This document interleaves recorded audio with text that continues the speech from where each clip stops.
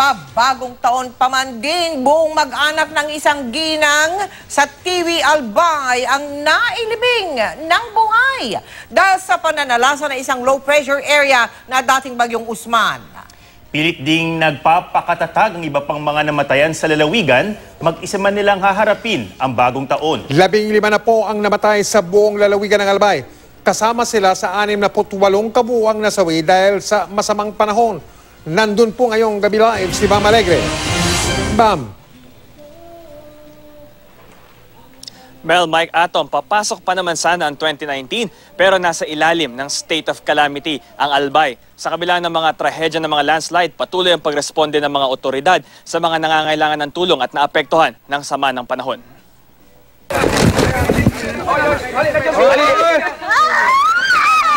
Ang mga labi ng bunsong si Angel ang huling nakita sa mag-anak ni Lori na nadaganan ng lupa kahapon sa TV Albay. Nauna nang na-recover ang asawa niyang si Nimrod at panganay na si Mark Angelo.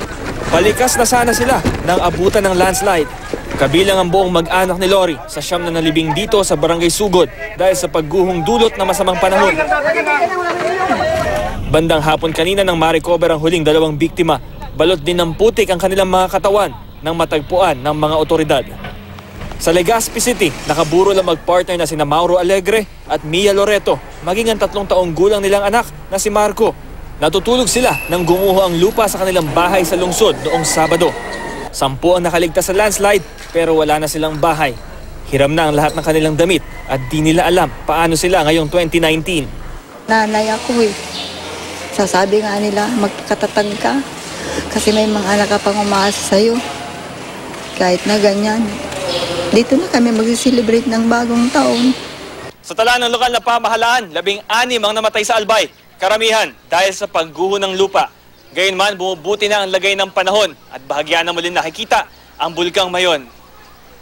Ito ang Albay matapos ang pananalasa ng masamang panahon. May ilang lugar pa ring lubog sa baha.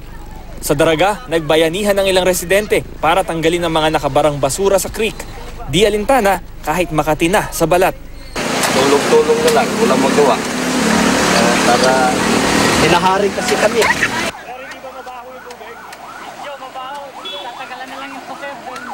Mel, Mike Atom, may update lang natin yung count. It's very fluid. No? From 15, naging 16 itong hapon. At ngayon, ang latest count is 17.